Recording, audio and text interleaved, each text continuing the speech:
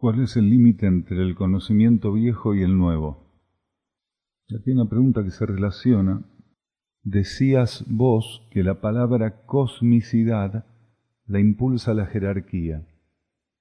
¿Eso puede ocurrir con otras palabras u otras cosas? Y esto está relacionado porque la diferencia entre el conocimiento nuevo y el conocimiento viejo, el viejo conocimiento y el nuevo conocimiento, es la necesidad de las partículas, las necesidades de los seres y las necesidades de la humanidad en su conjunto y las necesidades de este universo. Y cuando una palabra o un término o cualquier elemento es estimulado a ser utilizado particularmente desde los niveles internos, es precisamente por la misma necesidad. Quiere decir, el nuevo conocimiento y el viejo conocimiento están claramente delimitados porque uno es lo que realmente está necesitando la humanidad en este momento, este universo y quienes componen esta condición universal. El viejo conocimiento fue lo que necesitaron.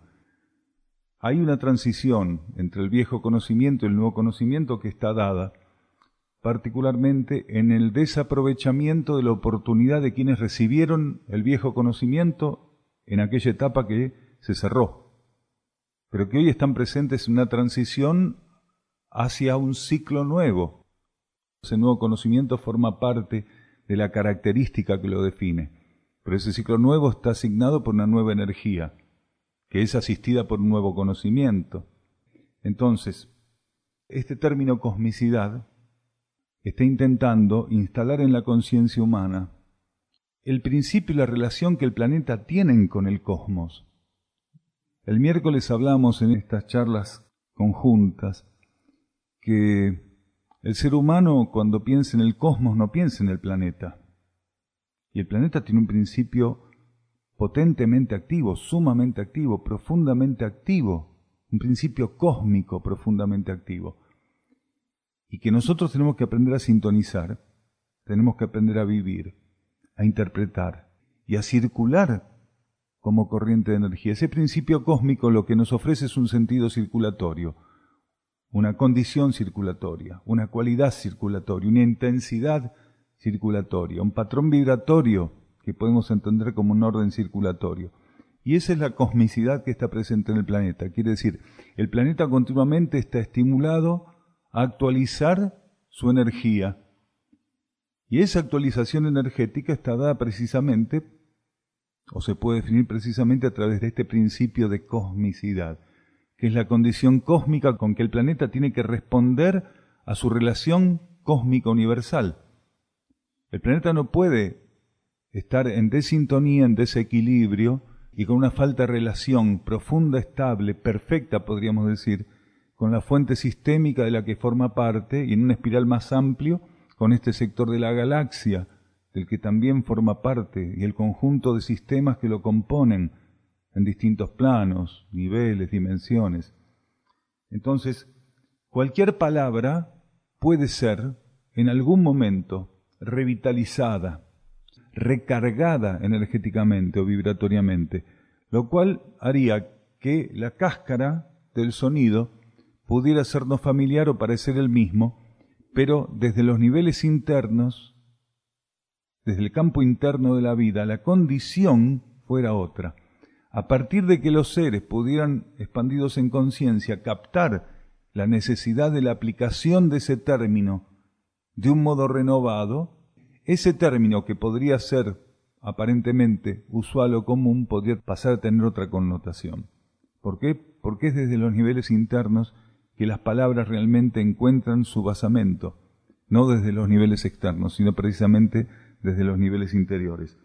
Entonces el límite del nuevo conocimiento está dado en la necesidad de universos, de las partículas que los componen, de los reinos presentes en esos universos.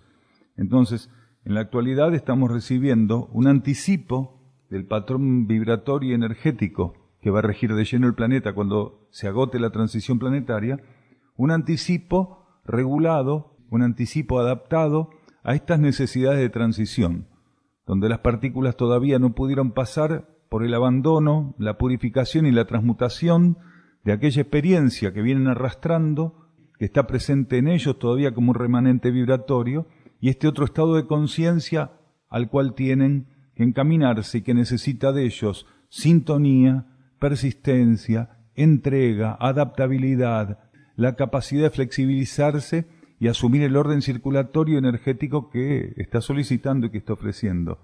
Siempre la diferencia entre conocimientos de un ciclo y otro está dado en las necesidades de las partículas. Por más que una partícula quisiera encontrar una relación de familiaridad entre el viejo conocimiento y el nuevo conocimiento, esa relación de familiaridad la encontraría solamente en los factores en común que obran de enlace en cuanto a lo transicional.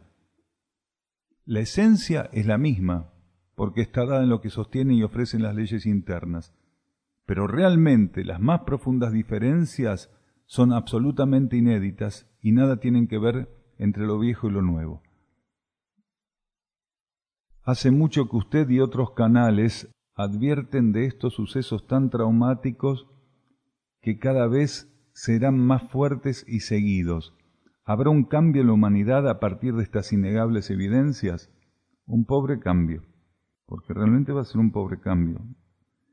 Si la humanidad realmente aprovechara lo que todos estos sucesos representan, simbolizan y ofrecen para la conciencia, entonces las cosas serían muy diferentes, pero son muy pocos los que van a transformarse, por más que estén la mayoría mediáticamente informados de lo que estos acontecimientos tienen como alcance, obran como impacto en Internet, en la televisión, en los diarios.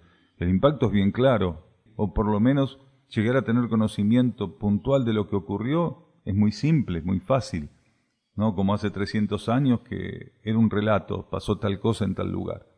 Ahora uno en segundos está en contacto con imágenes, con testimonios, con sonidos, con opiniones diversas. Los opinólogos enseguida ponen ahí las opiniones. Entonces, pero la transformación en general de la humanidad va a ser muy pobre.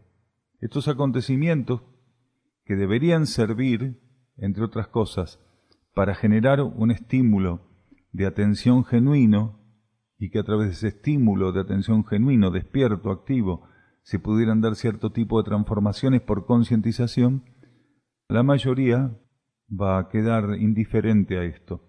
Y uno de los responsables de eso es el bombardeo mediático que todos conocemos, porque ya está, ya pasó.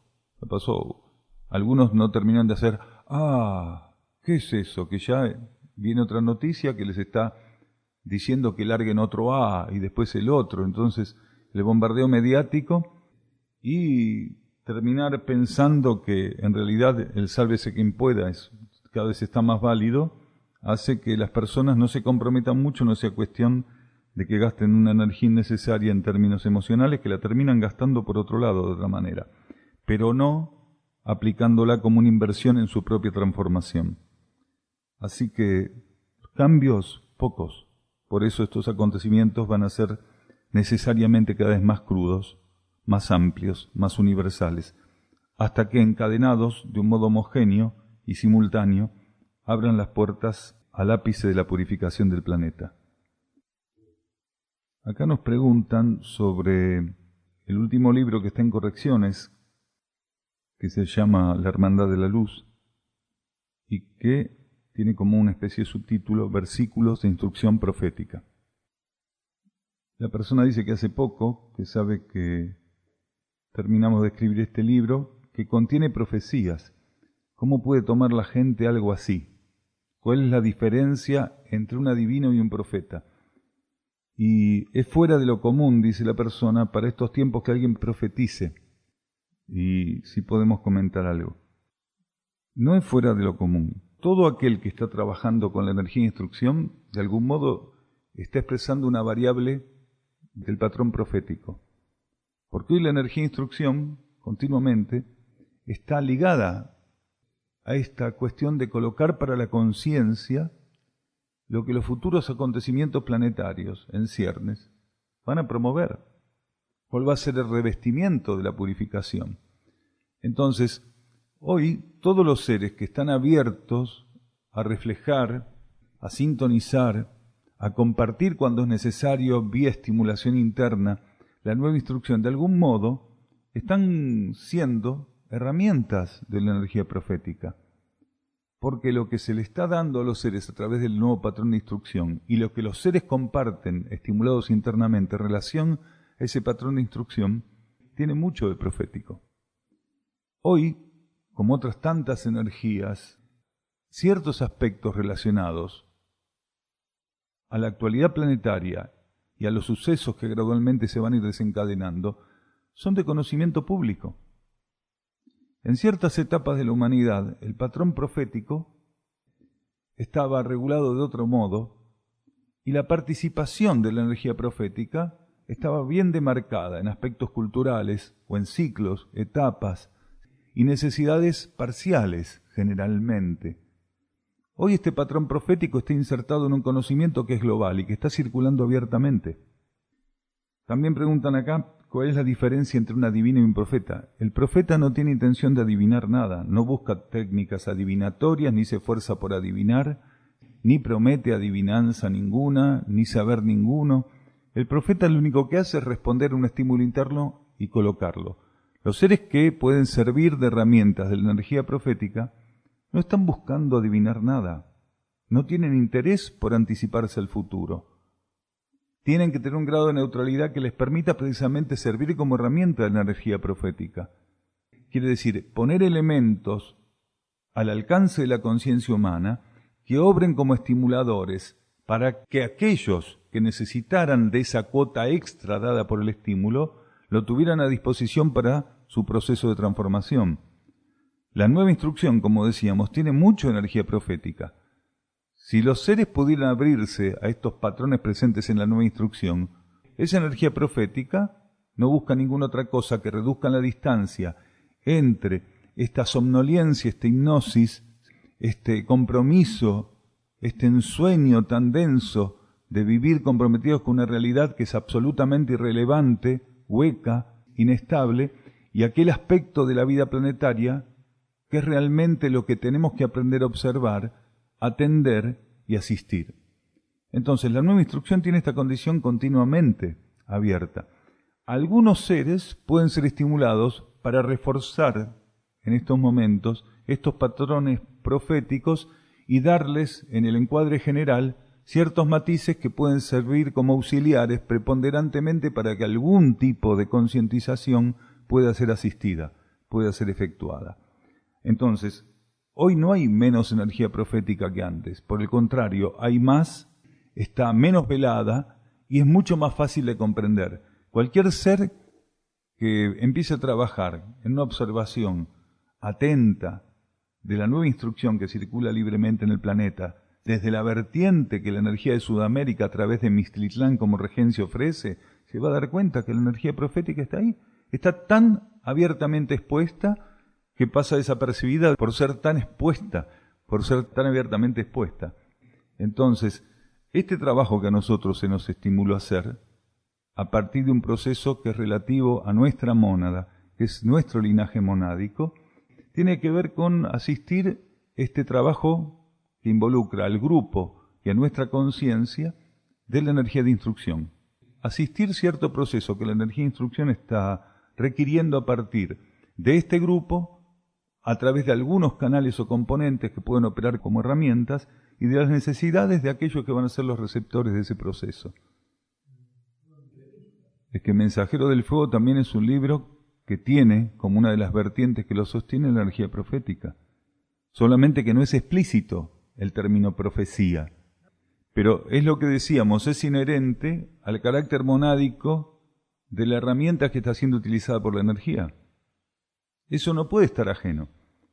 Cualquier canal que sea utilizado por la energía no va a poder, por más neutro e impersonal que intente actuar, no va a poder impedir, porque aparte no le corresponde, que la característica o el patrón de su mónada, de algún modo, no estén presentes en ese tipo de trabajos, en ese tipo de tareas. Por más que operaran estímulos jerárquicos, en complementariedad, o que tomaran los estímulos jerárquicos el canal central de una tarea, una expresión, en la cualidad o condición monádica del canal va a estar presente, como también va a estar presente hacia abajo distintas condiciones inherentes al alma y también, yendo más abajo, elementos propios de la personalidad que son imposibles de que no estén presentes en un universo tan inestable en términos materiales. Es decir, todos nosotros tenemos una cobertura material que guarda algún grado de inestabilidad. Incluso aquellos que pueden parecer más estables tienen un trabajo continuo que hacer sobre esos patrones materiales que los revisten, ya sea que respondan a leyes materiales en términos mentales, en términos emocionales o etérico-físicos. Entonces, las condiciones de la conciencia que opera como canal van a estar presentes ahí. En este otro libro, La Hermandad de la Luz, ¿sí? Versículos de instrucción profética, la energía estimuló conscientemente el acercamiento al término profético como para reforzar la circulación de la atención hacia el contenido del libro, para que las personas puedan encontrar en el título mismo un estímulo para reforzar la atención sobre cuál es el propósito del libro. Y el propósito de una profecía es precisamente ofrecer con una determinada anticipación la posibilidad de transformar la condición de la conciencia y la condición del contexto donde la conciencia se desenvuelve para que determinadas cuestiones pudieran evitarse en términos de sintetizar, economizar y hacer mucho más recto el tránsito de las situaciones hacia una salida evolutiva, porque la profecía tiene esa condición. Lo que busca es ofrecer el camino más recto, más sintético, más económico, más armónico, equilibrado, en términos de la salida evolutiva, de los seres que están comprometidos en ciertas etapas, en ciertos ciclos, en el contexto de una puntual coyuntura planetaria como la que estamos viviendo. Entonces, aquellos que puedan sintonizar eso que está a disposición, posiblemente pudieran generar algún grado de transformación en sí mismos y generar una influencia, la que correspondiera en ese grado, sobre esta plataforma planetaria que es común a todos nosotros en esta etapa. Exactamente, no es ninguna otra cosa una profecía. No es ninguna otra cosa. A nosotros se nos mostraba esto, que formaba parte de los aportes que una cantidad de conciencias que estamos operando acá en el planeta y de grupos estamos haciendo en el contexto de la transición planetaria. Es un aporte para que determinadas salidas evolutivas puedan ser transitadas del modo más directo, más económico, más sintético, más armónico, más equilibrado. Entonces, aquellas personas que pudieran abrirse a la esencia de la profecía y pudieran sintonizar la esencia de la profecía y confirmar que la esencia y el sentido circulatorio de la profecía tiene que ver con las necesidades de su propia esencia y el sentido circulatorio que la propia esencia busca imponerle, podría vivir una síntesis al entrar en contacto con la profecía. A partir de ahí, estimular, a partir de un trabajo interno propio, estimular la propia transformación, vivir una transformación. Y si una gran cantidad de personas o una cantidad de personas pudieran aprovechar ese tipo de estímulos, no van a cambiar la situación del planeta, pero van a permitir que ciertos canales de circulación de la energía y determinados patrones vibratorios puedan flexibilizarse en algún caso y en otros casos puedan activarse o hacerse todavía de un grado de intensidad o condición superior. No vamos a cambiar la situación del planeta, realmente no la vamos a cambiar, no vamos a evitar el ápice de la transición, pero sí podemos evitar otras cosas, sí podemos generar caudales de economía y de síntesis que, en definitiva, esta humanidad va a tener que pagar como factura si de aquí al término de la transición no empiezan a ser, de algún modo, tenidos en cuenta. La mayor parte de los seres, incluso seres despiertos, que están presentes en la superficie del planeta, no tienen en cuenta esta deuda, esta gran deuda que venimos acumulando y que venimos arrastrando respecto a atentar contra la síntesis, la economía, el equilibrio y la armonía. Esto no está muy tenido en cuenta. Incluso seres que están en el trabajo grupal evolutivo, seres que están abiertamente en el camino espiritual o filosófico, no tienen un concepto profundo y una conciencia profunda de eso. ¿Cómo se descubre con quienes tenés una tarea evolutiva en común? ¿Cómo se descubre con quienes tenés una tarea evolutiva en común? Si nosotros podemos neutralizar preferencias y afinidades en el plano de la personalidad, tenemos bastante resuelta esa cuestión. Si las preferencias personales, las afinidades personales, los gustos por estar o no cerca de alguien, se imponen en nuestra conciencia, entonces todavía no estamos listos para resolver esa cuestión.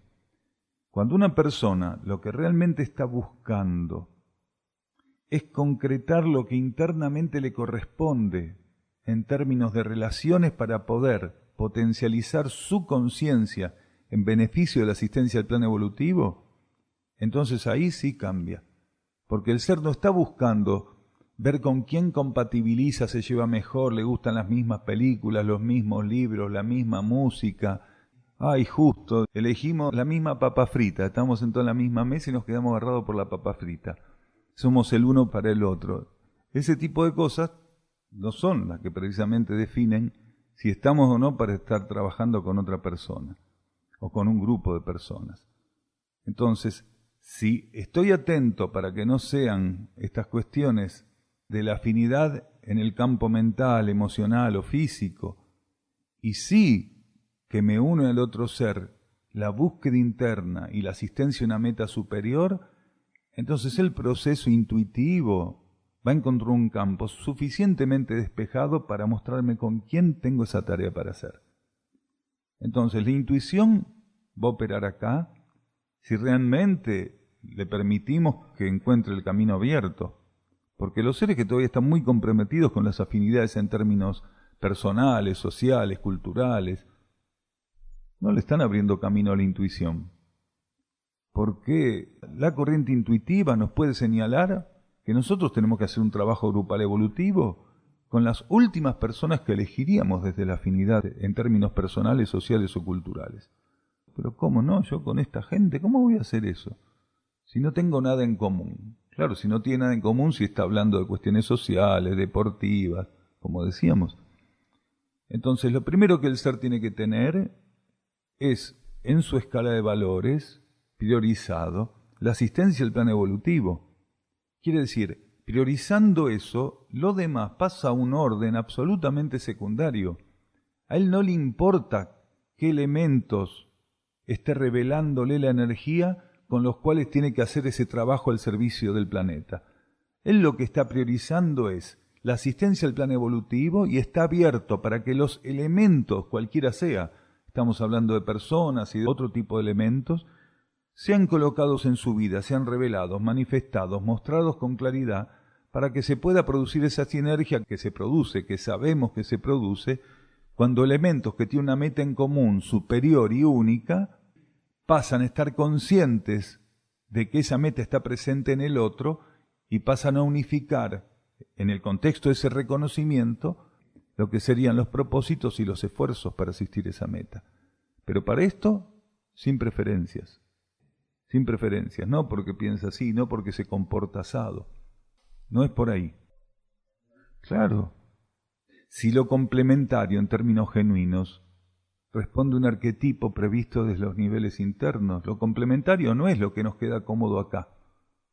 Eso no es complementariedad. Porque cuando buscamos la paridad desde lo que nos queda cómodo acá, puede venir a través de muchos mecanismos. Compartir aspectos de la inercia, compartir aspectos instintivos, compartir aspectos, preferencias o gustos culturales. Muchas cosas se pueden compartir en este plano, estar de acuerdo en que esas cosas sirven y nos interesen mutuamente, sin que desde los niveles internos esté previsto que estemos actuando juntos. Absolutamente. La complementariedad genuina está asignado internamente, ese proceso complementario. Si estamos abiertos, sin preferencias y entregados a que la vida interna nos estimule para concretarlo, entonces sí nos puede poner junto a seres que desde la gama de preferencias y tendencias de la personalidad no elegiríamos nunca. ¿Por qué? Porque estamos priorizando la voluntad interna. Que sea la voluntad de mi conciencia interna la que me diga con quién o con qué tengo que trabajar. Entonces le dejo realmente el canal abierto a la vida interna para que me muestre. Mientras mis preferencias en horizontal sean tan fuertes, aquello que sutilmente, profunda, pero sutilmente, sin gran ostentación la vida interna quiera colocar para mí, no lo voy a poder ver. ¿Qué lo determina? que esa tarea previamente esté asumida por las almas. Entonces, los seres pueden complementarse en este plano, asumiendo tareas grupales evolutivas, porque previamente a eso, a las etapas donde las conciencias materiales, quiere decir los egos y la personalidad, estén suficientemente flexibles, las almas ya vienen encarando eso, preparando el terreno concreto, material, tridimensional, abriéndole camino. Es como preparar la tierra de una huerta. Las almas, previamente a que las tareas grupales evolutivas puedan ser sobrellevadas en el plano tridimensional, las almas pasan etapas y ciclos previos trabajando juntas, logrando un acorde sólido, profundo, identificando tareas, aspectos, parcelas de la asistencia al plano evolutivo y trabajándolas durante etapas y ciclos en los niveles internos, en el nivel anímico. Eso permite que esas almas aprendan a trabajar de un modo tan acordado, tan unificado, tan homologado, aprendan a reconocer los funcionamientos energéticos una de las otras, asimilándose mutuamente, enriqueciéndose mutuamente, porque las almas cuando operan juntas, a diferencia que los egos, no tienen un filtro inestable, grosero, que les impide realmente encontrar en el otro el instructor. Las almas continuamente encuentran la energía de instrucción en aquellos complementos anímicos, quiere decir en otras almas, en otros pares, con los cuales son puestos internamente a trabajar. Las almas trabajan, operan juntas en entidades que a su vez son coordinadas por conciencias de un nivel evolutivo superlativo a ese conjunto de almas. Cuando están operando juntas, genera una sinergia en términos de apertura a la instrucción, que para esa entidad el conjunto de almas opera como un espejo y cada una de las partículas que compone ese espejo se torna receptiva, aprovecha eso, se enriquece con la experiencia al mismo tiempo que la comparte vibratoriamente con todo el conjunto. Una tarea grupal evolutiva sólida en este plano tiene ese espejo conformado por partículas interiores. Hace etapas y etapas en actividad, preparando esto otro que tenía que manifestarse en la materia.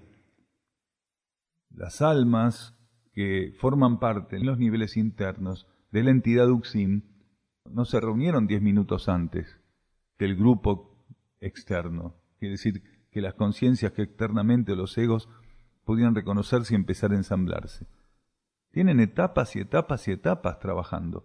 Incluso en algunas de esas etapas, con ensayos grupales, acordes al ciclo anterior donde eran manifestados, ensayos grupales encarnatorios donde ensayaban el acercamiento entre los miembros del grupo. Los iban ensayando, los iban ensayando, los iban ensayando.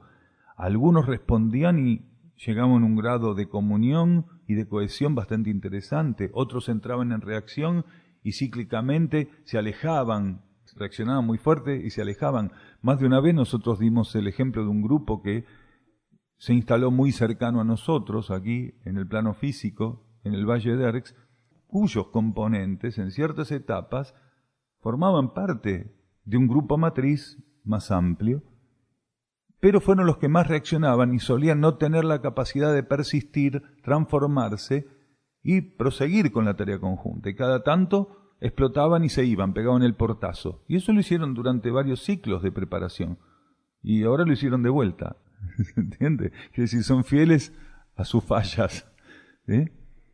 Las fuerzas psíquicas no fueron muy favorables en esta etapa para eso, pero sí eran favorables en las etapas preparatorias. Si hubieran aprovechado más las etapas preparatorias, tal vez en esta etapa de transición hubiera sido diferente. Pero al no aprovechar aquellas etapas, quedaron encasillados en la reiteración.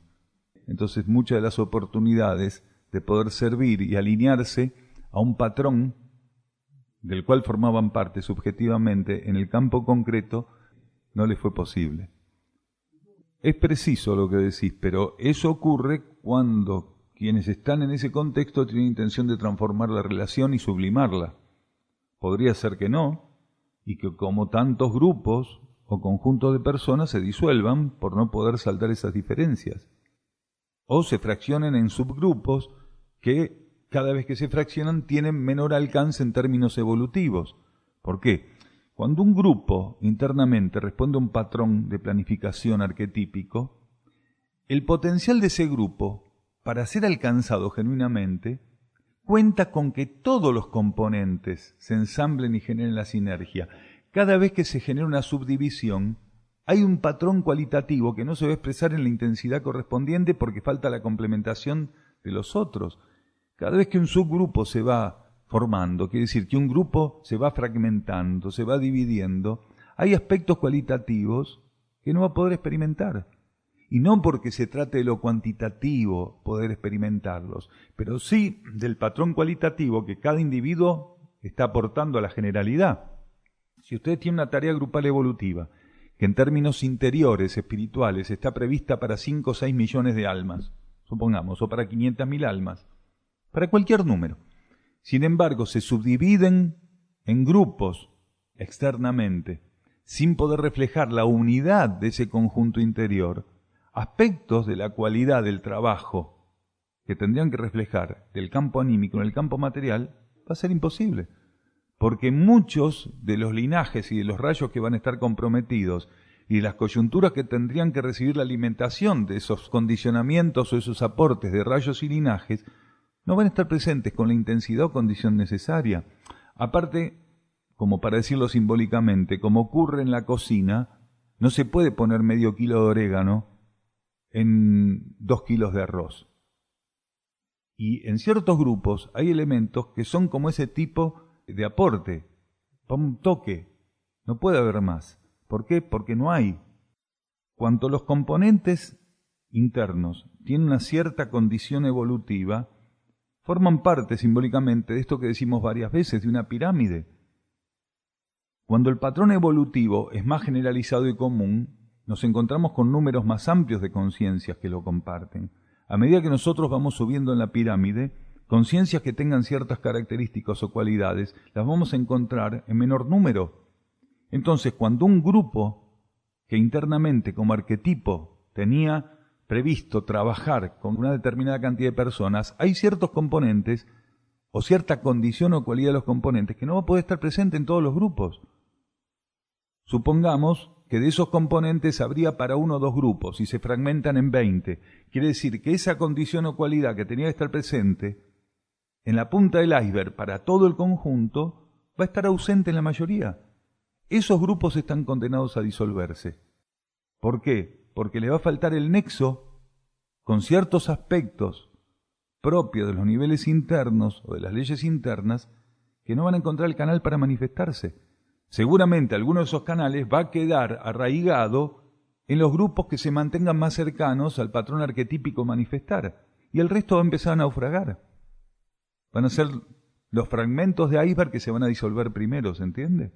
Entonces es muy importante mantener la cohesión y mantener el reflejo de los trabajos grupales evolutivos o de las tareas asumidas por las conciencias internas, mantenerlos del modo más fiel posible como reflejo en este contexto. Pero las personalidades generan mucha controversia, ¿sí? Mucha contradicción, y cuando empiezan a friccionar, interfieren el sentido circulatorio en relación al propósito. O de otras tareas, a pesar de no percibirla, no de no encontrarla, de no percibirla. ¿Por qué? Porque en realidad, en términos internos, es estable ese patrón de relación y afinidad.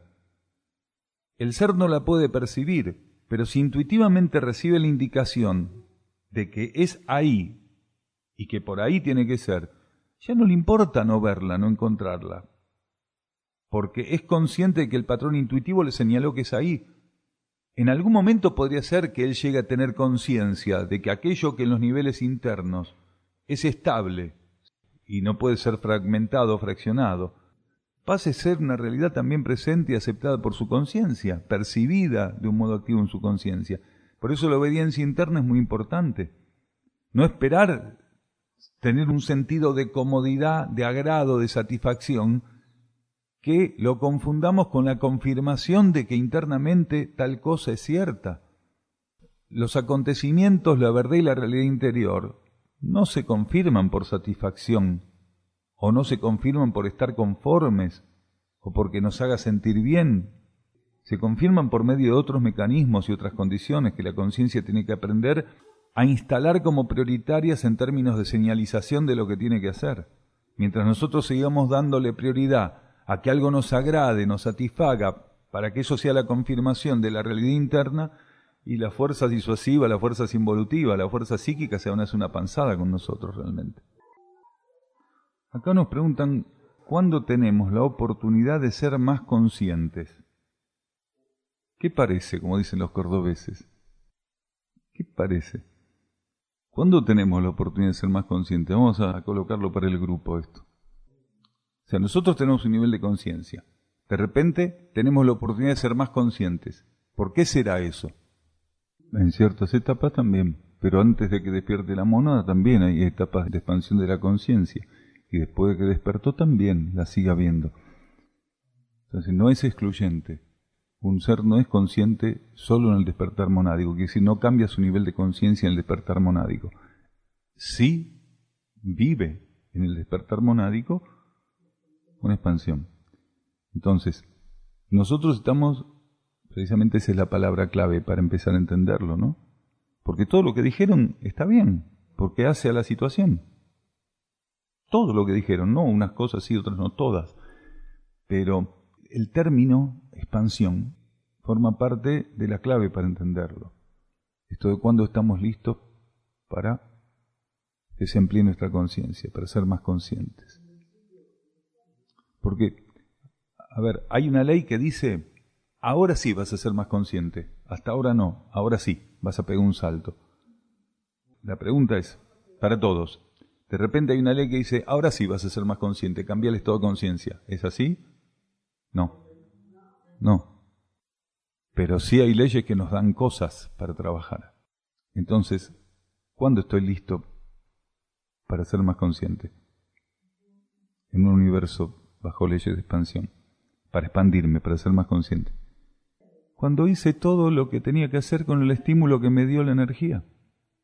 Cuando hago todo lo que tengo que hacer con aquello con lo que me estimuló la energía, que siempre va a ser diferente en cada momento y en cada etapa, si no trabajo con aquello que la energía utilizó para estimularme, si no trabajo con eso que la vida colocó para mí, no me puedo expandir en conciencia. El trabajo con eso es lo que me permite expandirme en conciencia. Consumo la relación con lo que la energía me coloca y la consecuencia es la expansión de la conciencia. Por eso hay seres que hacen un trabajo en términos de expansión raudo, directo, derecho, mientras que otros dan vueltas y vueltas. Algunos hacen evolutivamente y otros van así dando vueltas, se sumergen, hacen el mortal para atrás, para adelante, para acá, para el otro lado. ¿Por qué? Porque no están aceptando dar un tratamiento más dinámico, directo, lo que la vida coloca para ellos. Entonces, nosotros nos vamos ampliando, quiere decir, nos vamos expandiendo. Por eso decíamos que la clave es que ver esto de los universos bajo leyes de expansión. Cuando lo que me da, me otorga la ley, presenta la ley en cada etapa, recibe de mí el tratamiento adecuado. La ley me lo da para que le dé tratamiento. Quiere decir, darle tratamiento a lo que fuera que la ley coloca para mí. No importa qué es, porque todo va a ser diferente en cada momento. La ley va a encontrar una herramienta diferente para colocarme. Pero se va a presentar a mi conciencia la ley, revestida de cualquier modo, pero siempre es la ley la que se va a presentar a mi conciencia. ¿Qué me ofrece ese elemento? Que aprenda a darle tratamiento a la ley de un modo en particular. Hasta que no respondo dándole un tratamiento a ese elemento de un modo particular a la ley, que es la esencia que lo sostiene, no me puedo expandir. Si estoy refractario y no adhiero al sentido circulatorio de la propuesta de lo que la ley me presenta, no me expando. Me expando cuando entiendo, aprendo a entender el mecanismo de tratamiento y de respuesta a ese elemento, que significa encontrar el orden circulatorio oculto y mi adhesión a ese orden. ¿Y cuál es ese orden circulatorio oculto? El destino al cual se va a encaminar mi conciencia.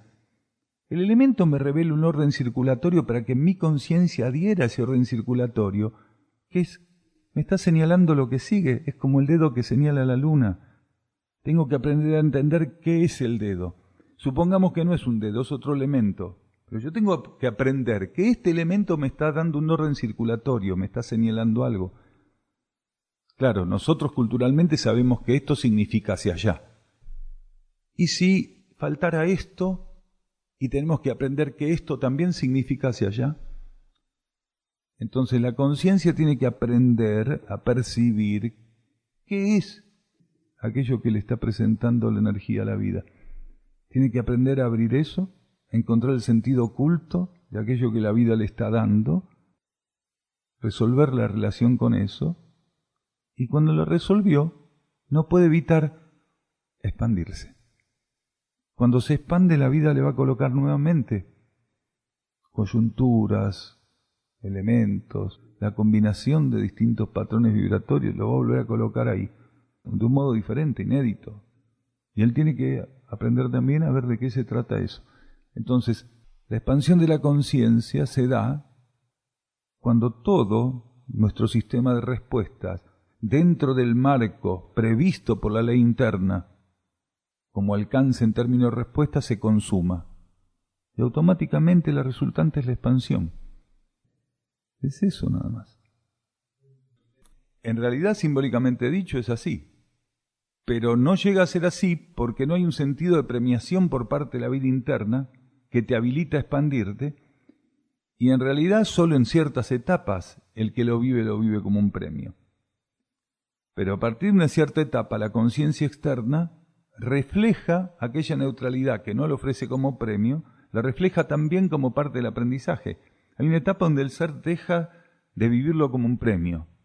Y está bien que en esa etapa deje de vivirlo como un premio porque es lo que corresponde. Y está muy bien en la etapa donde él lo siente como un premio de la vida. La vida me dio esto. Y lo vive como un premio. Y está bien que lo viva como un premio en esa etapa. Es la consecuencia. La expansión de la conciencia es la consecuencia del tratamiento por parte de la conciencia de aquello que la vida le colocó. Haber respondido con el tratamiento adecuado. Mientras el ser no puede dar con el tratamiento adecuado a aquello que la vida le colocó, no se puede expandir en conciencia. Claro, se dispersa. Esa dispersión forma parte del aprendizaje para aprender a alinearse, a concentrar sus energías, a fijar la atención, a persistir, a obedecer, a vivir en la fe. Todo eso lo va preparando a medida que lo va ensayando. ¿Para qué? Para expandirse. Porque si no, no se puede expandir. Y no responde evolutivamente a la misma. Si se dio cuenta que no lo encontró, es un grado de flexibilización que lo va a predisponer a la ampliación de la conciencia. Porque el ser no pega un salto, el ser se va flexibilizando hasta que llega un momento, tanto se flexibilizó que la lengüeta se suelta y pasa a otro estado de conciencia. Él se va flexibilizando. Aprende a adherir a lo que la vida le coloca. Flexibilizarse para muchos es simplemente aceptar que eso está ahí, que lo puso la vida y que hay que darle tratamiento. Muchas veces para la energía interna, no importa si la persona se equivoca 20 veces en encontrar cómo acomodar ese cubito, ese cubo mágico que le puso la vida ahí. Para la vida, lo más importante no es que él resuelva la cara del cubo, que a veces la vida lo pone simplemente con un sentido muy particular para que no lo resolvamos.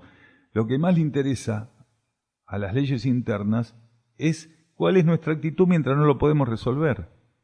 ¿Cuál es la actitud que sostenemos mientras no lo podemos resolver? Porque si lo resolvemos enseguida estamos todos contentos. Pero lo que no entendemos es que la vida muchas veces prevé que no lo podemos resolver. Y que lo que le importa a la energía interna es cuál es la cualidad de nuestra persistencia. ¿Qué va ocurriendo en nuestra conciencia mientras no lo podemos resolver y tenemos que persistir en resolverlo? Entonces ahí está interesante la situación. Cuando el ser no busca un resultado, sino que aprende en la fe a persistir, hasta que el grado de persistencia lo lleva a un nivel que puede ser absolutamente no consciente de flexibilización, que lo habilita ante la ley interna como una partícula que dio tratamiento correcto a lo que se le presentó. Entonces se expande en conciencia, porque es la ley interna la que le va a habilitar el mecanismo de expansión, porque la expansión de la propia conciencia está habilitado por aspectos de las leyes, que son las que operan como guardiana, porque si no un ser se abriría a aquello que todavía no está listo para sintonizar, por lo cual quedaría traumatizado. Cuando un ser se expande en conciencia, hay todo un protocolo interno, energético, vibratorio, que hace que él no se vaya a traumatizar al entrar en contacto con algo que es inédito y desconocido. Cuando uno se amplía en conciencia, está entrando en contacto por primera vez con algo que desconoce, con una energía nueva. Entonces, la ley opera con filtros que tienen un reaseguro, que el ser haya precisamente trabajado suficientemente con lo que se le dio, que fue lo que lo preparó para poder entrar en contacto con una plataforma energética y vibratoria nueva, inédita para él. Y a veces no es qué logró, sino cómo fue la cualidad del trabajo, su actitud. Para la ley interna en ciertas etapas, preponderantemente lo que se observa es la actitud. Durante fines del ciclo anterior, y todavía muy profundamente instalado en esta transición hasta que termine, la energía para millones de seres coloca pruebas que en realidad no tienen que ser resueltas. Lo único que está observando la energía es cómo sostienen la actitud mientras insisten. Entonces, muchos seres tienen el convencimiento que la energía les está poniendo una meta y trabajan para consumar esa meta. Y la energía tiene previsto que no la alcancen nunca, de acá que termine la transición. Lo único que le importa a la energía es ver cuál es la actitud mientras insisten, mientras persisten. ¿Entiende? Eso es lo único que le está interesando a la energía. ¿Cómo es la cualidad de la conciencia? ¿Cuál es la condición y la actitud mediante una persistencia que en cada ciclo donde se agota, porque la persistencia tiene ciclos y etapas, es como la respiración, hay momentos que tenemos que expirar y otro inspirar. Bueno, en esto de persistir hacia una meta hay ciclos expiatorios e inspiratorios, y son los que permiten que el ser vaya acomodándose siempre en el transcurso que hace en la materia. Entonces, para la energía lo que importa es cómo él va llevando esas etapas de la persistencia hacia esa meta. Y para cientos y miles de millones de seres que están presentes en el planeta, no se va a alcanzar esa meta, que ellos creen que es lo que tienen que alcanzar. La energía ya sabe que no lo van a alcanzar porque no les va a otorgar la meta. Solo les está pidiendo que se sostengan una actitud, solo que ellos no saben que no van a alcanzar la meta y que lo que sirve para la energía es la actitud con que trabajen. Claro que sí, porque los hombres a lo largo de decenas de miles de años, en esta raza actual y también en la Atlántida, los hombres tenían un entrenamiento y una predisposición inmensa a alcanzar metas personales. Entonces, la energía sabe que cualquiera que se meta una meta personal, así, va de cabeza, tiene mucho entrenamiento el ego para alcanzar metas personales. Entonces, ¿qué ocurre? Como el ego tiene entrenamiento para alcanzar metas personales y se satisface rápidamente cuando las alcanza, kármicamente para millones de seres esa posibilidad va a ser imposible, no la van a alcanzar la meta personal. Lo único que le va a permitir la energía es persistir. Le va a ofrecer persistir con una condición o cualidad. Si el individuo en ese contexto de persistir en alcanzar aquella meta que se fijó, a lo largo que va viviendo expansiones de conciencia, percibe que la meta personal tiene que dar lugar a una meta universal, entonces ahí la relación con la energía varía. Entonces, ¿qué va a hacer la energía? Por el contrario, cuando sea una meta universal, le va a permitir que se acerque cada vez más a la consumación de esa meta universal. ¿Por qué? Precisamente porque el individuo tiene que ensayar, bajo ley de karma, en ciertos momentos, dejar de lado sus metas personales y trabajar para metas universales, para propósitos superiores. Entonces, muchos seres que en ciertas etapas ven frustrado el alcance de sus metas personales, cuando viven expansiones que los llevan a reconocer metas universales, automáticamente se ven partícipes de una dinámica, de una circulación de su conciencia en el contexto de atender esas metas que son universales, con una celeridad, un dinamismo y una condición que nunca habían podido experimentar mientras alcanzaban, buscaban alcanzar o experimentar con metas personales. Es que en realidad muchos seres tienen en su camino la desilusión, que tiene como una de sus categorías esto de desmoralizarse, porque en realidad desmoralizarse es un grado de desilusión. Entonces, muchos seres que tendrían que estar trabajando en la asistencia de metas universales, altruistas, superiores, por distintas interferencias o compromisos con las fuerzas psíquicas, hoy, que tendrían que estar trabajando por esas metas más amplias, siguen insistiendo en sus metas personales. Para esos seres, al corto plazo o al mediano plazo, esa desilusión está cantada. La energía, al ser que está listo para vivir una etapa, le va a abrir siempre las puertas. Ahora, si el ser se pone anteojeras y busca la puerta que le interesa, por más que la energía le abra la puerta de par en par, él va a seguir buscando la opción. Entonces, hay muchos seres que tienen que trabajar para metas universales que están todavía obsesionados con metas individuales. Claro que hay un plazo para eso, claro que sí. En la transición del planeta, hoy más que nunca, está todo aplazado, es decir, todo tiene un plazo, todo está emplazado. Y los plazos son más acotados, más estrictamente acotados que lo fueron en el pasado. ¿Por qué? Porque en el pasado, lo que los seres, en el ciclo anterior, durante decenas de miles de años, tenían todavía un campo encarnatorio y kármico muy amplio por delante, hoy no lo tienen. Volvemos a lo que decíamos antes de la ampliación de la conciencia. ¿Cuál es el patrón que define el nivel de conciencia de un ser? Lo que adeuda y los alcances ya concretados. Esa es la medida de la conciencia de un ser. Lo que ya tiene concretado y lo que adeuda. Entonces, cuando se le presentaron a una gran cantidad de seres oportunidades de ensayar con ciertas cosas, fueron refractarios, rechazaron, entonces mantuvieron más el patrón de deuda, que es el patrón de lo que no trabajaron, lo acrecentaron en vez de reducirlo y ampliar los logros en términos evolutivos. No asumieron, no adhirieron el sentido circulatorio de la propuesta que se les hacía. Cuando la vida coloca algo, tiene un sentido circulatorio. El sentido circulatorio que tiene es hacia dónde tu conciencia se tiene que dirigir ampliándose. Es como una espiral, pero vos no pasás 2 veces por el mismo lugar en esa espiral. Es una espiral. Ahora, es una espiral que tiene una vía amplia, ancha para transitarse. Hay seres que en esa vía espiralada van haciendo zigzag dentro del camino de la espiral y hay otros que lo van directo. Quise, hay unos que van como borrachos de una banquina a la otra en ese camino espiralado. No solo hacen una espiral, sino que lo hacen en zigzag, así van. Y otros no, van derecho.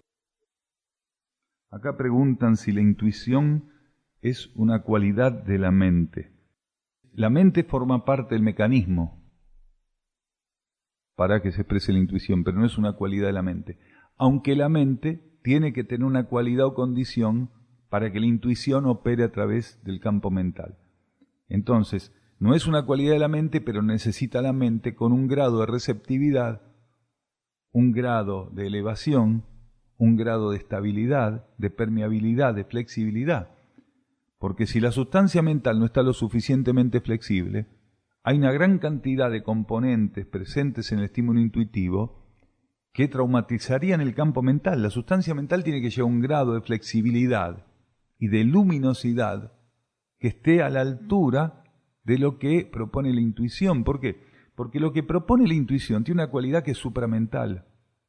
Si la mente no llega a flexibilizarse suficientemente, lo que puede pasar del campo intuitivo a la conciencia mental va a estar muy interferido, muy distorsionado, sumamente interferido y distorsionado.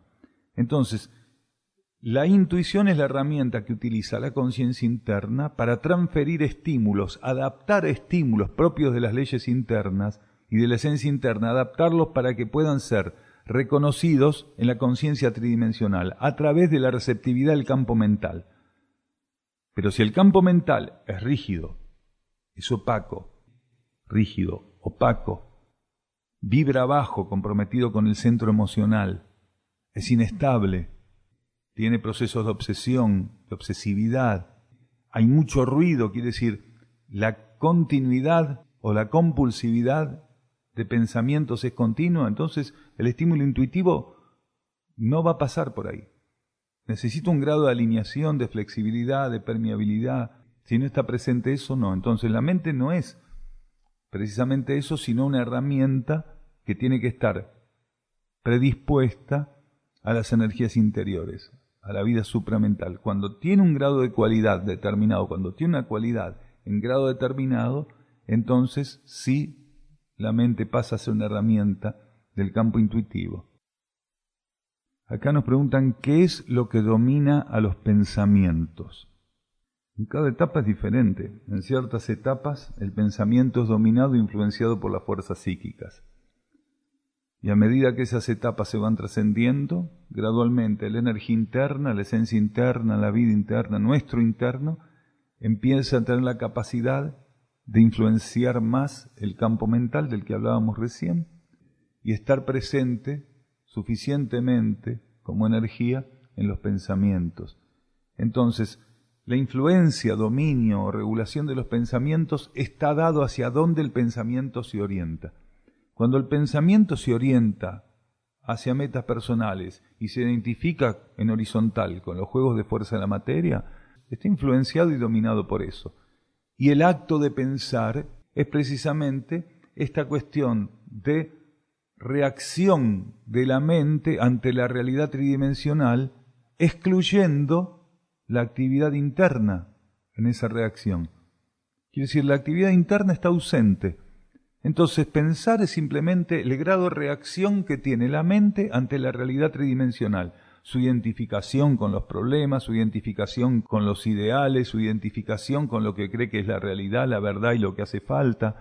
Entonces, el grado de reactividad que la mente tiene en su compromiso con las cuestiones tridimensionales es lo que llamamos pensar. A medida que la mente empieza a enfocarse hacia la vida interna, eso va variando, absolutamente va variando. A ver, si eso no está ocurriendo, la mente no se puede enfocar hacia lo superior. Es simultáneo, esto de tomar conciencia de hacia dónde y por qué tenemos que estar orientados, y esta condición o cualidad que la mente a partir de ahí va a ir viviendo y expresando, son movimientos simultáneos. Es como la convergencia de distintos movimientos que la conciencia externa tiene que vivir. La conciencia externa vive simultáneamente distintos movimientos de la sustancia que la compone hacia el mundo interno.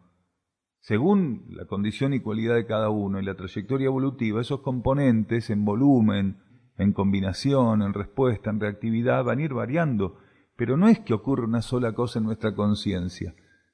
Hay una gama simultánea de movimientos de la sustancia de la conciencia externa del individuo que se van combinando hacia el mundo interno, que se van combinando en su búsqueda al mundo interno, en su respuesta al mundo interno, o en su reacción, llegado el caso, a los estímulos internos muchas veces. Son varios elementos que componen la personalidad, distintos movimientos de la sustancia que compone la personalidad, los que simultáneamente están buscando cómo adherir a ese orden interno, o cómo descubrirlo, o cómo confirmarlo, o cómo empezar a estar atento a eso que parece que existe y que tiene un grado de influencia sobre nosotros. Eso también empieza a estar presente en nosotros. Cuando llegamos a un grado de flexibilidad suficientemente efectivo, esa condición subjetiva de saber que no tenemos conciencia de una gran cantidad de cosas que son absolutamente reales, que nos influencian, nos guían y que tienen directamente un reflejo en esta realidad material, está instalado en nosotros. Muchos de nosotros ya sabemos que hay una gran cantidad de cosas de las cuales no somos conscientes, pero que por eso no dejan tener un grado de influencia en nuestra evolución, en nuestro proceso de relación con la realidad, puntuales. Es más, la mayor parte de lo que opera en términos de movimientos de energía, que tiene en nosotros una gran influencia, nos es desconocido la mayor parte. Solo la punta del iceberg de la realidad interior, de la cual estamos en algún grado avisados, en algún grado conscientes, puede ser percibida por nosotros como un movimiento de energía que tiene un efecto benéfico y al cual tenemos que entregarnos. La mayor parte de todo ese proceso que es oculto nos es absolutamente desconocido y no tenemos registro de él. 2 personas hoy nos preguntan por la crisis. A una le dijimos que ponga un papel, que lo volvíamos a tratar. El tema total es un tema que está siempre actualizado, esto, ¿no? De estar en crisis. Crisis, ¿se puede estar bien preparado para enfrentarla? Preguntan acá. Bueno, nuevamente le pedimos al grupo que cuente de qué se trata. Crisis, ¿se puede estar bien preparado para enfrentarla? Acá dice, ¿se puede estar bien preparado para enfrentarla? Vamos a estudiar las palabras de la pregunta. Vamos a cambiar una palabra. ¿Se puede estar mal preparado? Bueno, entonces la pregunta es, crisis, ¿se puede estar bien preparado para enfrentarla? Esto sería. ¿Las crisis son sinónimo de desarmonía? Mal preparado o enfrentar mal una crisis, ¿qué significaría? Estar en desarmonía ante la crisis. Y si las crisis no necesariamente se tienen que pasar en desarmonía, quiere decir que también se podrían pasar en armonía. Pasar una crisis en armonía sería estar transitando la crisis en la posición adecuada, en la actitud adecuada. Eso sería estar preparado para la crisis del modo adecuado. No sé, depende del tipo de crisis y el tipo de persona. Si nosotros, por ejemplo, mal preparado y bien preparado sería como polaridad, ¿no? Sería como polaridades. Pero si nosotros cambiáramos para entender tal vez mejor a la persona que pregunta, si la crisis se puede pasar con una mala actitud y una buena actitud, entonces la actitud es estar parado ante la crisis correctamente. La actitud correcta sería estar parado ante la crisis correctamente. Quiere decir, ver en la crisis aquello que es necesario que aprenda a darle tratamiento correctamente para expandirme en conciencia. A ver, la crisis es solo un nombre, es crecer. Crisis es expansión, es crecimiento, ampliación. ¿Nos podemos preparar para una crisis futura? ¿Quién atiende lo que va a venir? Nosotros somos la resultante de nuestra trayectoria evolutiva. Podemos estar en este hoy adeudando mucho, o podemos estar en este hoy abiertos, adhiriendo y viviendo en armonía. Adeudar mucho sería estar en desarmonía viviendo este tránsito de la realidad. Adeudo apertura, adeudo flexibilidad, aceptación, adhesión a la vida interna, entender el orden circulatorio de las cosas y adherir con mi conciencia ese orden y circular con ellas, ¿no? Que en definitiva ese orden circulatorio, como decíamos, es el propósito al que la energía nos busca llevar. Entonces, ¿cómo es esto? ¿No puedo prepararme para crisis futuras? Nadie aprende a nadar. Pero ¿qué tal si uno fue 6 meses antes, un año antes a clase de natación y se viene preparando? Si uno aprende a trabajar y a sostenerse en una actitud continuamente, ¿cómo llega en sus márgenes, en sus propias condiciones, a lo que la vida le va colocando, si el secreto es la actitud para darle tratamiento a lo que la vida coloca? Si uno va trabajando la actitud, lo que está ofreciendo continuamente de antemano a la vida es la síntesis.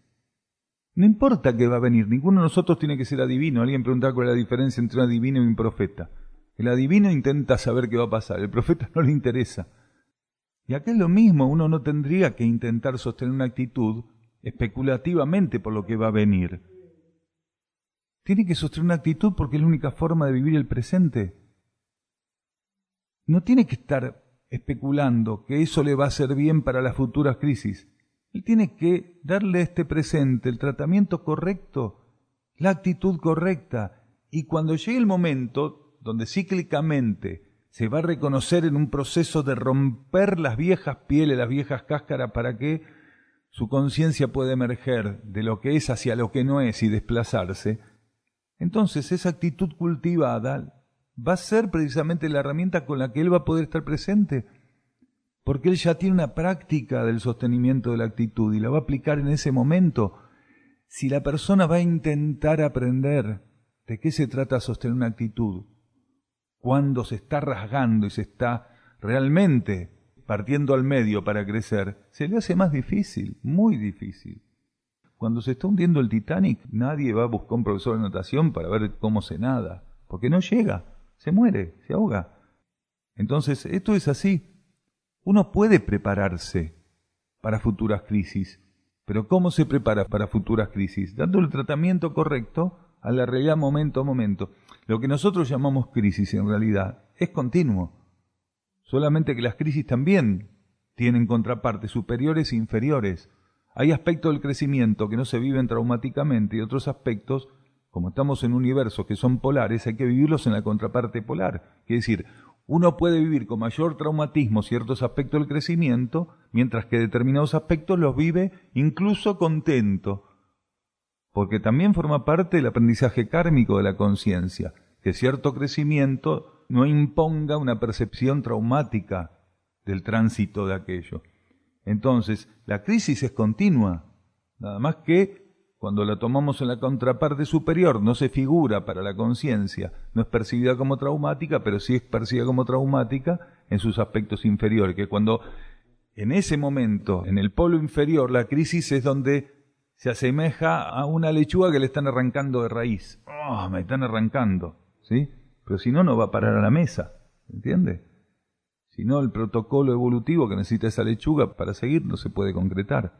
Entonces, hay una parte de la crisis que es la lechuguita recibiendo el riego, contenta. Y la otra parte de la crisis es cuando la arrancan del bancal. Los dos son necesarios. Nada más que cada uno de esos aspectos lo vive diferente la lechuga. Pero los dos son necesarios, es lo mismo. Uno y el otro son fuerzas concurrentes, uno no existe sin el otro. Nadie puede sacar del bancal, arrancar de raíz una lechuga que no fue regada. ¿Entiende? Porque no crece. Así de simple. Exactamente. Exactamente. Por eso decíamos al principio, ¿será posible entender que esto de que si estamos preparados o no, como dice, se puede estar bien preparado para enfrentar la crisis? Tendrá que ver con entenderla desde la actitud y de no tener este preconcepto, como hoy hablamos con una persona más temprano respecto a la crisis, de que no tiene por qué ser sinónimo de desarmonía. Es sinónimo de desarmonía si la lechuga, cuando llegó el momento de ser arrancada para ir a la mesa, dice, no, me quiero quedar en el bancal. Si la zanahoria, cuando tiene que salir a ir para proseguir su proceso evolutivo en el campo de la alimentación, dice, no, déjenme 2 semanas más. Un día más, como decía Víctor Heredia, un día más. Un día de gracia para mí, dice la canción de Víctor Heredia. Acá nos preguntan cómo se compensa el ataque de las fuerzas involutivas a las almas que tienen que servir a la luz. La oscuridad, como nosotros entendemos oscuridad en todos los sentidos, forma parte del aprendizaje y el sumergimiento de la conciencia en el mundo tridimensional. Incluso el campo de polarización más bajo que puede tener el alma, que es el mental superior, está fuera del alcance de las fuerzas disuasivas. Porque las fuerzas disuasivas operan solamente en el etérico físico, en el astral emocional, hasta el campo mental concreto. Las almas que menor evolución tienen están polarizadas en el mental superior, que es el campo inmediato y colindante al mental concreto. Quiere decir que nunca la oscuridad toca el campo de polarización del alma. Lo que el alma puede estar es dormida hacia el servicio planetario. ¿Por qué? Porque todavía no llegó a un grado de evolución donde reconoce aspectos de las leyes internas planetarias que, instalados en conciencia por ampliación ya en ella, le permitan participar de un movimiento de servicio al planeta. Pero eso es resultado de que la mónada, de la cual depende el alma, todavía no despertó tampoco.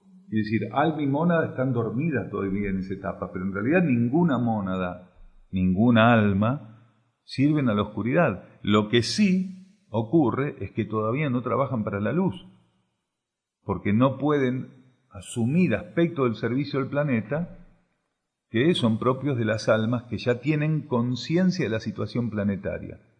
Para que un alma pueda trabajar para el planeta, tiene que tener un grado de despertar que le permita ser consciente de la situación del planeta. Cuando el alma empieza a ser consciente de la situación del planeta, en el contexto de los grupos internos de almas empieza a asumir tareas relativas a la parcela del servicio planetario que ese grado de concientización la habilita a asistir. Cuanto más se amplía el alma, aquella parcela del servicio al planeta que puede asistir es más amplia. Y a medida que se hace más amplia, es como un campo de energía que se va interpenetrando con la acción de concientización y de servicio que otras almas también ampliadas pueden efectuar, que es donde, a medida que se amplía el alma, va fortificando campos de servicio que son acordes cada vez más profundos y complejos. Cuando el alma está más dormida, está más encapsulada en un campo de energía. Cuando va despertando, ese campo de energía se va ampliando y se van superponiendo las auras de esos campos de energía, se van interpenetrando, y cuanto más amplias las almas, más multiplicidad de patrones vibratorios, más profundos, más estables, más dinámicos, Y esas almas pueden asumir tareas grupales en conjuntos de almas que son más efectivas en la asistencia a la vida planetaria. Pero no existen almas que trabajen para las fuerzas involutivas. Lo que pueden es ser neutralizadas. Cuando el alma empieza a despertar, deja de estar tan comprometida en abastecer las fuerzas materiales que el ego necesita amasar continuamente en su experiencia del dominio de la ley de la materia, deja de estar tan compenetrada en la observación e implicancia con lo que hace el ego en la materia y en la personalidad, y empieza a tratar de pasarle estímulos al ego para que empiece a revertirse esta cosa compulsiva del ego identificado con la fuerza de la materia. Eso es la etapa donde el alma empieza a despertar, gradualmente empieza a ser más lúcida. Entonces, ¿qué hace? Intenta, a partir de ahí, estimular al ego para que el ego empiece a adherir a este nuevo estado de conciencia que ella está viviendo. A medida que el alma se va ampliando, busca estimular al ego para que adhiera a este nuevo estado de conciencia que ella está viviendo, que antes no lo hacía porque ella estaba tan ensimismada en simplemente y continuamente alimentar al ego en su movimiento en la materia, que lo único que le interesaba era eso, mandar una afluencia de energía que le permitiera al ego hacer todas esas experiencias de complicidad con las fuerzas materiales. Cuando el alma empieza a expandirse, ya no busca alimentar esas experiencias, sino estimular al ego para que se vaya retirando de esas experiencias compulsivas y empiece a reconocer al alma precisamente como su sustento interior. Es todo un proceso larguísimo, muy largo. En ese marco de ese proceso tan extenso es donde durante ciclos y ciclos es interferida. Sus estímulos no llegan al ego y son interferidos continuamente, debilitados, interferidos, distorsionados por las fuerzas involutivas, por la fuerza de la materia. No, en los procesos que conocemos como exorcismo, lo que se está dando es la imposición de una entidad astral sobre la personalidad. ¿Por qué? Porque hay una fisura en el campo astral. Entonces, una entidad del campo astral, del plano astral, lo que hace es pasar a tener injerencia sobre la personalidad a través de una fisura en el campo astral, lo que comúnmente se llama una fisura mediúmnica. Para que realmente una entidad del plano astral pueda tomar a una persona, esa persona tiene que tener un proceso desenvuelto de mediumnidad negativo. Quiere decir, tiene una fisura en el campo astral, una fisura que no puede manejar, y su relación con las fuerzas astrales, consciente o no, es muy fuerte. Para que una persona tenga una injerencia por parte de fuerzas astrales tan grande como para que se la tome como una posesión o como una obsesión, porque se la llama posesión demoníaca u obsesión. Se llama así en la jerga espírita y mediúmnica. Los posesos son aquellos que son obsesionados, o los obsesos son aquellos que son obsesionados por entidades del plano astral que al obsesionarlos y encontrar respuestas se alimentan de esa tensión emocional. Se amplía esa brecha. Entonces, son seres simplemente que tienen una fisura en el campo astral. Eso a veces no se puede corregir a lo largo de toda una encarnación o de una tanda encarnatoria, que es una cantidad de encarnaciones que forman parte de un ciclo, o según la intención de transformación del que vive el proceso de fisura astral, se puede subsanar kármicamente. Quiere decir, se puede cicatrizar y que el ser quede libre de esos procesos. Que el ser, en vez de haber buscado la vida interna en ciertas etapas, quiere decir, de haber respondido a los estímulos espirituales en ciertas etapas, se haya quedado confirmando firmemente su adhesión al mundo astral, quiere decir, los campos intermedios de la conciencia. Y en el ciclo anterior pasó mucho, sobre todo porque muchas religiones, muchas doctrinas, muchas prácticas filosóficas, ocultistas, hacían hincapié en la solidificación de los vínculos de la conciencia externa con el campo astral planetario, con las entidades del campo astral. Entonces, muchas veces se confundía el trabajo espiritual con la complicidad con las fuerzas astrales. Algunas personas eso lo desenvolvieron durante tandas encarnatorias muy amplias. Una tanda encarnatoria es un ciclo, una etapa conformada por una cantidad de encarnaciones. Una persona durante una tanda encarnatoria de 10, 12 encarnaciones puede haber confirmado su relación con las fuerzas astrales, en vez de intentar ultrapasar eso e ir al encuentro de las energías internas. Entonces, los seres que hoy siguen teniendo esos problemas son seres que comúnmente en determinadas etapas puntuales donde recibieron ofrecimientos para superar eso, no aceptaron esos ofrecimientos y confirmaron su complicidad o su relación con el campo astral planetario. Y hoy están en la misma. En este momento en el plano astral lo único que hay son entidades de baja vibración. Más o menos baja, pero baja. Ya hace décadas que en el plano astral no hay subplanos, porque está compuesto por 7 subplanos el plano astral. Ya hace décadas que todos los subplanos del plano astral, incluso los más elevados, sirven para entidades psíquicas de baja condición evolutiva. ¿Por qué? Porque la compresión y la condensación de las formas pensamiento y los sentimientos irregulares de la humanidad terminó generando una compresión tal que la jerarquía y la acción benéfica de ciertos patrones vibratorios que dependían de la jerarquía tuvieron todos que ultrapasar el campo psíquico, ultrapasar directamente el mundo tridimensional y polarizarse en niveles superiores. Porque si la jerarquía hubiera querido seguir alimentando aspectos de la luz en el campo psíquico, hubieran sido fagocitados directamente por las entidades del plano astral que se estaban conformando. Y a la humanidad ya no le servía confirmar que existían planos de conciencia por encima del mundo concreto. Porque en una etapa la humanidad solo creía en lo que veía, y creía en las doctrinas que le decían que existía un Dios. Eso es lo que creía, creencia.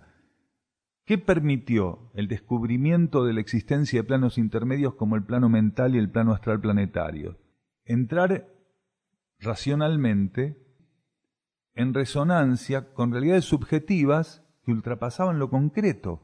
Pero una vez que el ser eso lo confirmó, lo experimentó, deja de ser una creencia para ser una vivencia, percibir que existen esos planos, tiene que romper la dependencia con esos planos y ir al encuentro de los planos espirituales, los niveles internos.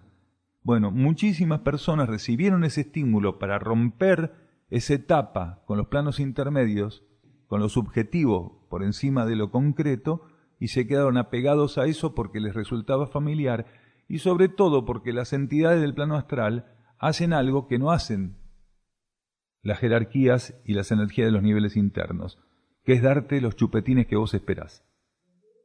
Los chupetines que uno espera. Claro, los viajes astrales, canalizar a todos los santos, a todos los maestros.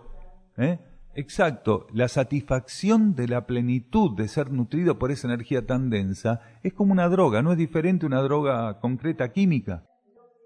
Es más efectiva la droga que le dan las entidades del plano astral a los seres que ir a comprar una bolsa de cocaína o comprar cualquier otra cosa. Porque es un poder tan potente, es tremendo el poder. O sea, se sienten absolutamente poderosos los que canalizan esas entidades. ¿Y las entidades de qué se alimentan? De esa sensación de bienestar y de omnipotencia que siente aquel que las canaliza. Claro, pero ¿qué pasa? El costo de eso es la interrupción del contacto interno espiritual. Porque los seres que se creen que en ese momento son espirituales por estar canalizando esas entidades, en realidad no entendieron que interrumpieron el contacto espiritual y que a partir de ese momento todo lo que está ocurriendo para ellos es tridimensional. Dicen, no, pero me pasó tal información. Son informaciones que están en el campo astral, no son informaciones que edifiquen a la conciencia y la amplíen, porque lo que edifica la conciencia para su ampliación, lo que la prepara, es que la energía espiritual esté dentro de la palabra, no la palabra en sí. Cuando la palabra es inspirada en el campo psíquico por una entidad astral, le falta el componente principal que es la esencia espiritual. Esa palabra no edifica. La resonancia vibratoria de la ley interna no está presente en una frase emitida por una entidad astral. La misma frase ofrecida por una jerarquía de alto nivel evolutivo transforma la conciencia, le ofrece el camino de la transformación, estimulándola a revertir su situación, mientras que la otra lo que hace es todavía embelezarla más con las fuerzas que le están alimentando el campo o el plano intermedio. Absolutamente. Una cosa es alimento puro y la otra comida chatarra. No, las almas no están atrapadas. Está muy buena la pregunta. Hay entidades del astral que simplemente son fuerzas psíquicas. Nosotros tenemos un cuerpo astral, ¿sí? Que forma parte del astral general planetario. Tenemos un cuerpo mental, cuya sustancia forma parte de la sustancia general mental planetaria. Y tenemos un cuerpo etérico físico que forma parte del campo etérico físico concreto planetario. Nuestro cuerpo físico no es diferente en su constitución química y física que el resto de la materia planetaria. Ahora, según la evolución del ser, esa parcela de planeta que lo reviste puede tener una vibración más elevada o más grosera. Lo mismo ocurre con el cuerpo astral. Según la evolución del ser, su cuerpo astral o emocional puede tener una vibración más elevada o más grosera. Lo mismo con el cuerpo mental. ¿Qué ocurre? Existen, por la gran liberación de formas pensamiento y de sentimientos densos y animalizados y instintivos, entidades que no son parte de la extensión o no son el reflejo de la extensión del alma en el campo astral, sino que son entidades que se conforman por liberación de bajos sentimientos y de pensamientos inestables. Si esas entidades no recibieran alimento, se disuelven. Pero la humanidad es especialista en alimentar esas entidades. Depende, porque inorgánico es un término muy amplio. Es un término amplio. En realidad las entidades del plano astral no tienen órganos, porque es sustancia astral. Lo único que es orgánico es la conciencia en el plano etérico-físico. Los órganos tienen una contextura, y una contraparte etérica y una contraparte físico-concreta. Entonces, todo lo que es orgánico tiene una contraparte etérica y una contraparte concreta. Lo que es astral y lo que es mental tiene contraparte sustancial a distinto índice de densidad. Pero es todo sustancia astral o emocional y sustancia mental. Son entidades astrales. Inorgánico es todo lo que es psíquico, porque no es orgánico. Las entidades del chamanismo pueden ser definidas como inorgánicas porque no responden a entidades en el plano concreto. Son fuerzas que están desencadenadas en el campo psíquico del planeta. Fuerzas que están relacionadas a las prácticas totémicas, a distintos movimientos de lo que llamamos la naturaleza del planeta. La diferencia, como está diciendo acá el hermano, es que para el chamanismo, como para otras corrientes de interpretación y de participación de estos aspectos del aprendizaje de las fuerzas subjetivas y objetivas, estas entidades son positivas. Entonces, ¿qué están haciendo? Confirmando su compromiso con esa capa psíquica. Lo primero que hacen las entidades de la capa psíquica, sobre todo las entidades astrales, es buscar dónde está la ambición para tornarse contestatarias automáticamente de la ambición de aquel que las quiere contactar. Entonces, si una persona tiene ambición de contactar al maestro Saint Germain y esa ambición la va liberando suficientemente y se abre para ese contacto, la entidad de la capa psíquica, que tiene la mayor capacidad de afinidad vibratoria con el cuerpo emocional de ese ser, de encontrar la fisura correspondiente, se le presenta como Saint Germain. Y el tipo no está mintiendo cuando dice que está canalizando a Saint Germain. En lo único que está equivocado es que no es Saint Germain. Porque él está canalizando, sí, una entidad del bajo astral o del plano astral. Y es tan firme la presencia de esa entidad y su conciencia cada vez se torna más receptiva y receptora de eso, que el proceso de vinculación cada vez es más profundo. Hasta que llega un momento que, y esto le pasa a muchos, están continuamente canalizando. Se encuentran con vos, te agarran la mano y te dicen, tengo un mensaje para vos, bla, bla, bla, bla, bla. Es el mensaje. Se acerca el otro, tengo un mensaje para vos. Entonces ya lo evitás, porque hay días que no tenés tiempo para que te pasen tantos mensajes, tenés que ir a hacer las compras. Pero ¿no les ha pasado? A mí me ha pasado, que hay gente que me viene a abrazar en la calle, Daniel, qué sé yo, me acuerdo de vos. Tengo un mensaje. ¿Se lo puedo dar? Sí. Dicen los maestros tal cosa. Bueno, gracias. De nada, un abrazo y siguen. Sí. Se llaman mensajes express eso. Pero es así, es así. Y están convencidos absolutamente. Ahora, lo que no entienden, porque no lo pueden vivir, es que quedan en una cápsula. Y son seres generalmente que tienen un potencial espiritual que queda transitoriamente limitado. Porque no es que esos seres no tienen potencial espiritual para poder brindarle al planeta una actividad en términos de su conciencia realmente edificante, que sea un aporte, solo que los pierde a veces esa expectativa y esa ambición de ser canales, que es la peor ambición y la peor expectativa que puede tener un ser que quiere realmente servir al planeta. Porque hay mucha gente que está en un punto de inmadurez muy delicado, donde la inmadurez todavía no está suficientemente trascendida, y justo la parte de inmadurez que no tiene trascendida tiene que ver con la ambición espiritual. Y es una mala combinación la inmadurez con la ambición espiritual. ¿Por qué? Porque dejan abiertas estas brechas a las fuerzas psíquicas, que no van a desperdiciar la oportunidad. Entonces, estos seres que ya están realmente estimulados para buscar más silencio, para renunciar a sus expectativas, a sus ambiciones espirituales que están trabajadas en un punto, pero no suficientemente trabajadas, sucumben ante esta tentación y bueno, apareció el maestro y me mandó un mensaje.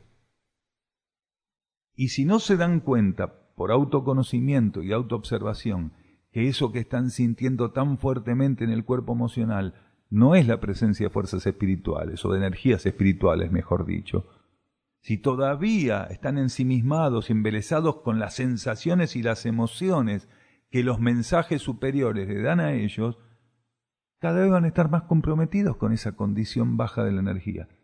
Si el ser puede estar neutro ante lo que recibe, si él puede elevar su conciencia mental hacia la vida interna, no evaluar lo que está recibiendo, no compararlo, no sentirse superior por lo que recibe, si puede elevar el cuerpo emocional para estar entregado hacia la vida interna y no estar desbordado como un nene con un chupetín porque recibió un mensaje, puede ser que empiece a diferenciar que aquello que está operando hoy es una entidad astral, porque forma parte del entrenamiento de todos nosotros reconocer las fuerzas intermedias y empezar a rechazarlas, porque la energía de la negación, firmemente ejecutada de esas fuerzas, es un adelanto que podemos ofrecer para abrirnos a la fuente espiritual y ponerle un límite a la influencia de las fuerzas psíquicas.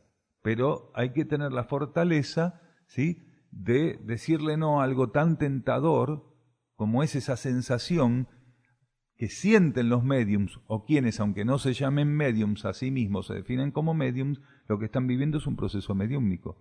Nosotros, de los 11, 12 hasta los 15, 16 años, frecuentábamos escuelas de espiritismo, porque era lo que teníamos más a mano para romper esta cosa de lo concreto y empezar a estar atentos a lo subjetivo, lo que está por encima del mundo concreto.